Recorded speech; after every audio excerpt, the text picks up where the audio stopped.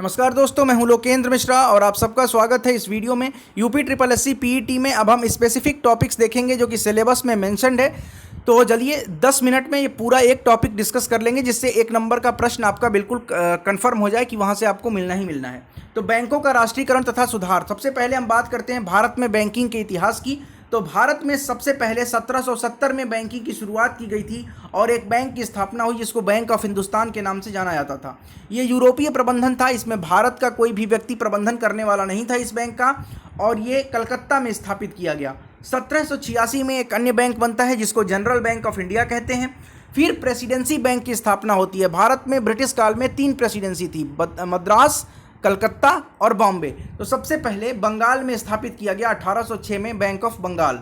उसके बाद 1840 में बैंक ऑफ बॉम्बे और 1843 में बैंक ऑफ मद्रास। बाद में इन्हीं 3 प्रेसिडेंसी के बैंकों को मिला दिया गया और 1921 में इन तीनों को मिलाकर एक नया बैंक बनाया गया जिसको इंपीरियल बैंक ऑफ इंडिया कहते थे। यही इंपीरियल बैंक ऑफ इंडिया आगे चल के स्टेट बैंक ऑफ इंडिया बनेगा और 1 जनवरी 1955 को यही इंपीरियल बैंक ऑफ इंडिया जो था इसको बना दिया गया एसबीआई, जिसको हम स्टेट बैंक ऑफ इंडिया के नाम से जानते हैं। ये आपका बैंकिंग का इतिहास था। इसके अलावा 1863 में बैंक ऑफ अपर इंडिया बनता है और 1865 में इलाहाबाद बैंक बनता है। ये दोनों बैंक जो थे वो सबसे पहले ज्वाइंट स्टॉक बैंक थे। भारत में पहला भारतीय ज्वाइंट स्टॉक बैंक की अगर हम बात करें तो अवध कॉमर्शियल बैंक था और इसकी स्थापना 1881 में हुई थी।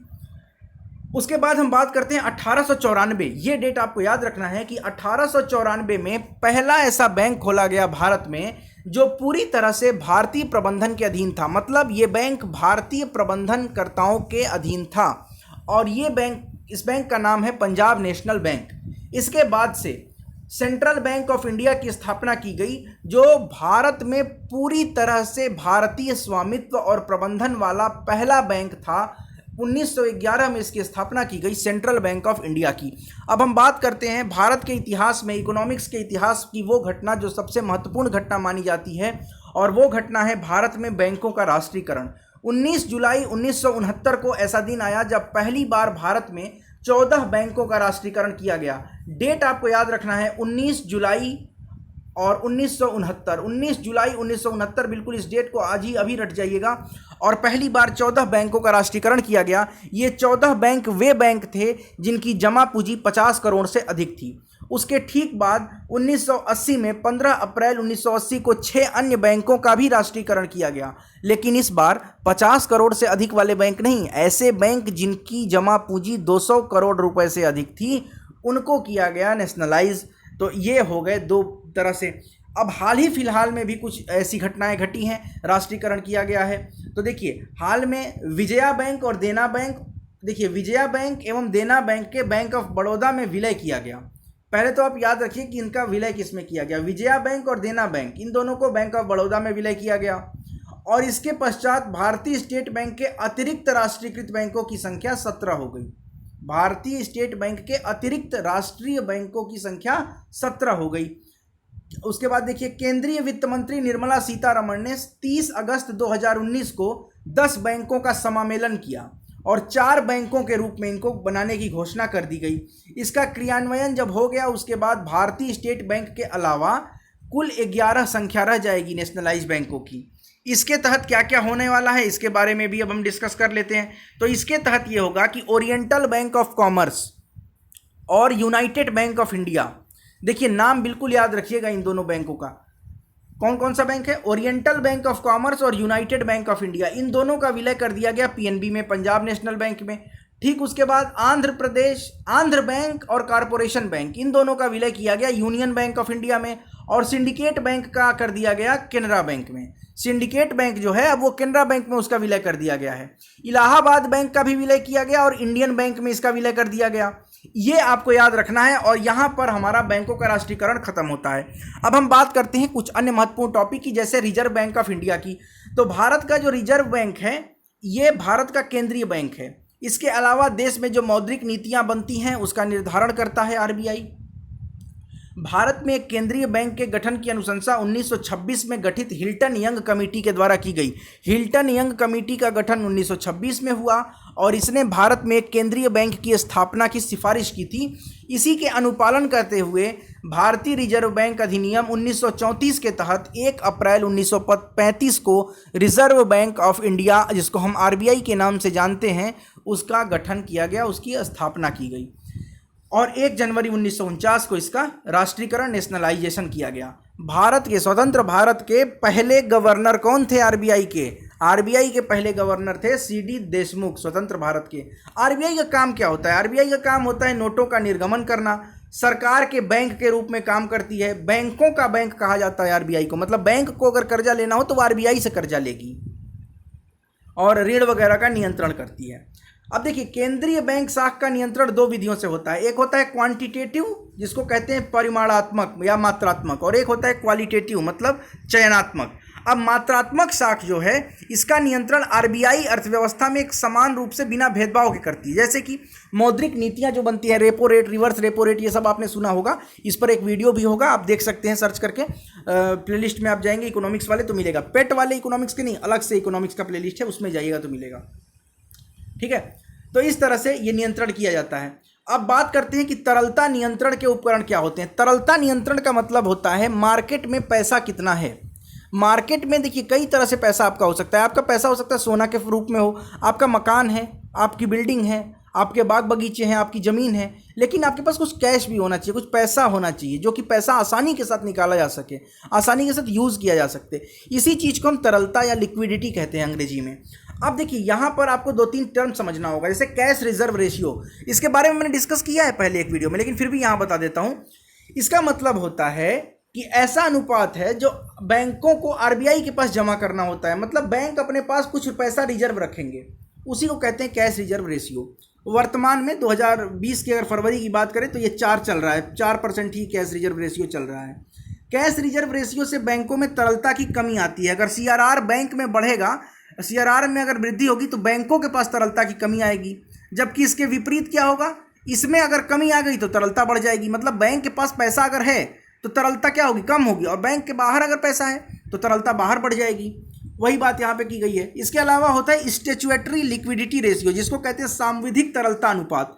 इसमें क्या होता है कि बैंकों की समग्र जमाओं का वह अनुपात जो उन्हें सरकारी प्रतिभूतियों या स्वर्ण नकदी जैसी चल एवं सुरक्षित संपत्तियों के रूप में रखना पड़ता है। इसमें क्या होगा, एसएलआर का मतलब है कि बैंक के पास अपने पास कुछ चीज़ें रखनी है, वो पैसा के फॉर्म में नहीं रखेगा, वो गोल्ड के फॉर्म में रखेगा, सोने के फॉर्म में रखेगा, सोना होगा या फिर नकदी होगी या फिर उसमें कुछ बॉन्ड्स वगैरह होंगे, उस तरह से रखा जाएगा। और ये 18.25 है फरवरी 2020 के आंकड़े के अनुसार। ये करंट अफेयर्स में आपको ये आंकड़े हमेशा अपडेट करने होते हैं। अब हम बात करते हैं कि शाख नियंत्रण में क्या है, तो रेपो रेट एक आता है। रेपो रेट को क्या होता है वो समझिए। ये एक ऐसा रेट है जिसपे आरबीआई, आप याद रखिएगा, आरबीआई वाणिज्यिक बैंकों को, कोई बैंक है, ये कोई बैंक है और ये आरबीआई है, तो आरबीआई अगर बैंक को लोन दे रहा है और कम समय के लिए ये लोन दे रहा है तो इस पर कुछ रेट लगाएगा। भाई आरबीआई बैंक को पैसा देगा तो कुछ इंटरेस्ट तो लेगा ना, उसी इंटरेस्ट को कहते हैं हम रेपो रेट। ये आप याद रखिएगा। रेपो की कम दर के कारण बैंक अधिक मात्रा में साख का सृजन कर सकते हैं, क्योंकि आरबीआई सस्ते दर पर ऋण दे देगा और सस्ते दर पर ऋण मिल जाएगा तो बैंकों का फायदा है भाई। और रिवर्स रेपो क्या होता है, कभी कभी मान लीजिए ऐसा हो कि आरबीआई के पास, आपके पास बहुत ज़्यादा पैसा हो गया, कोई ये बैंक है, इस बैंक के पास बहुत पैसा है, ये सोच रहा है कि अपना पैसा आरबीआई के पास रख देते हैं। फायदा क्या होगा, आरबीआई जब पैसा लेगी तो इसको कुछ इंटरेस्ट देगी, कुछ रेट देगी, तो इसी को कहते हैं रिवर्स रेपो रेट। अब आते हैं बैंक रेट। बैंक रेट का मतलब है आरबीआई वाणिज्यिक बैंकों को दीर्घकालीन ऋण देगी। अभी आरबीआई ने पहले भी ऋण दिया था। आरबीआई जब बैंक को ऋण देती है तो कुछ इंटरेस्ट है, अगर कम समय के लिए देती है तो रिपो रेट है, और अगर अधिक समय के लिए देगा तो उसको हम बैंक रेट कहेंगे। इसके अलावा एमएसएफ क्या होता है, सीमांत स्थायी सुविधा दर।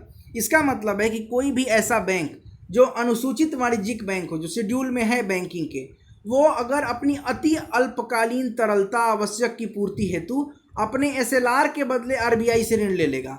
जैसे एसएलआर मैंने बताया था ना कि आपको बॉन्ड रखना होगा, बैंक जो है वो बॉन्ड रखेगी या फिर बैंक गोल्ड रखेगा। ये गिरवी रख के अगर आप आरबीआई से पैसा ले रहे हैं तो आप उसको एमएसएफ कहेंगे। ठीक, क्लियर है। 2% से अधिक आप नहीं ले सकते हैं एमएसएफ दर पर। अपनी कुल जमा, जितनी आपकी जमा है उसके 2% ही लिया जा सकता है। ये बैंक लेगी, लेना आप नहीं लेंगे। अब आरबीआई देखिए, मैंने बताया ना कि दो तरह से होता है, एक होता है मात्रात्मक और एक होता है गुणात्मक। जब आरबीआई अपना साख का नियंत्रण मात्रात्मक करेगी तो बैंक दर, एमएसएफ दर, खुली बाजार मतलब शेयर वगैरह, रिवर्स रिपो या फिर रेपो रेट या सीआरआर, एसएलआर, ये सब जो है ये आता है परिमाणात्मक में, मतलब मात्रात्मक में। और गुणात्मक में क्या आता है? न्यूनतम सीमा का निर्धारण, नैतिक दबाव और सलाह। आरबीआई नैतिक दबाव डालेगी बैंक पर, बैंक को कुछ सलाह देगी, बैंक को बताएगी कि कैसे आप अपना साख का नियंत्रण कर सकते हैं। तो ये सारी चीज़ें आती हैं गुणात्मक में। अब देखिए, कुछ क्षेत्रीय ग्रामीण बैंक खुले जिसको कहते हैं रूरल बैंक, ठीक है। तो ये जो रूरल बैंक खुले थे, इनकी स्थापना का शुरुआत इनकी हुई थी 1975 से। और इन बैंकों में 50% जो पूंजी होती है वो केंद्र सरकार की होती है, 35% पूंजी किसी वाणिज्यिक बैंक की होती है और 15% पूंजी संबंधित राज्य के सरकारों की लगी होती है। यह ग्रामीण वित्त हेतु समर्पित है, मतलब गांव में अगर किसी को लेना हो तो उससे संबंधित है ये चीज़ें। इसके अलावा सहकारी बैंक होते हैं। सहकारी बैंक भी 3 तरह के होते हैं, राज्य स्तर पे होते हैं, जिला स्तर पे और स्थानीय स्तर पे। राज्य सहकारी, केंद्र सहकारी, प्राथमिक सहकारी। राज्य सरकारी बैंक जो होते हैं वो उपभोक्ताओं से सीधे नहीं जुड़े होते हैं, बल्कि ये शेष दोनों स्तरों के बैंकों का विनियमन करते हैं। याद रखिएगा, कृषि पर अगर दीर्घकालीन ऋण भूमि विकास बैंकों द्वारा दिया जाता है। याद रखिए, कृषि में दीर्घकालीन ऋण जो है वो भूमि विकास बैंक देते हैं। इसके अलावा भारत में एक औद्योगिक वित्त निगम भी है। ये गैर बैंकिंग वित्तीय कंपनी है और इसका काम क्या होता है कि यह उद्योगों की वृद्धि के लिए वित्तीय सहायता प्रदान करती है। इसकी स्थापना 1948 में हुई थी। ठीक, अब ये सब कुछ इंपॉर्टेंट पॉइंट जो थे वो मैंने आपको बता दिए हैं। यहाँ पर आप देख लीजिएगा, भारतीय औद्योगिक विकास बैंक आईडीबीआई की स्थापना जुलाई 1964 में हुई। भारतीय यूनिट ट्रस्ट की स्थापना 1964 में हुई। सेंसेक्स, बीएसई और निफ्टी ये क्या है? शेयर बाजार से संबंधित है। आप जब जाएंगे हमारी प्लेलिस्ट में तो आपको 5 ईयर प्लान के वीडियोस मिलेंगे, पंचवर्षीय योजना, उसमें ये डिस्कस किया गया है। फिर नाबार्ड की स्थापना 12 जुलाई 1982 को हुई और कृषि क्षेत्र में लोन प्रदान करती है। इसका मुख्यालय कहाँ है? तो इसका मुख्यालय मुंबई में है। किसान क्रेडिट कार्ड योजना अगस्त 1998 में शुरू की गई। नाबार्ड जो है वो किसान क्रेडिट कार्ड की प्रबंधन इकाई है। इसी तरह से सिडबी की स्थापना 2 अप्रैल 1990 को की गई। इसको कहते हैं भारतीय लघु उद्योग विकास बैंक। लघु उद्योगों के विकास के लिए इस बैंक की स्थापना की गई थी। सबसे पहले 2 अक्टूबर 1975 को 5 क्षेत्रीय ग्रामीण बैंकों की स्थापना की गई। 1957 में भारत में मुद्रा की दशमलव प्रणाली प्रचलन में आई और national stock exchange of India, जिसको एनएससी कहते हैं, 1992 में इसकी स्थापना हुई। याद रखिएगा इसको। इसके अलावा बीएसई जो है वो सबसे पुराना है। बीएसई भारत का सबसे पुराना स्टॉक एक्सचेंज है। 1875 में इसकी स्थापना की गई।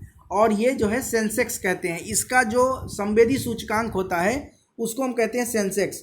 और बम्बई शेयर बाजार जो दलाल स्ट्रीट जो है वो मुंबई महाराष्ट्र में। याद रखिएगा, भारत में मुद्रास्फीति के प्राक्कलन के लिए थोक मूल्य सूचकांक है। A.W. फिलिप्स ने स्फीति की दर को तथा बेरोजगारी की दर के बीच एक विलोम संबंध पाया। इन्होंने कहा कि अगर स्फीति बढ़ती है तो बेरोजगारी घटेगी।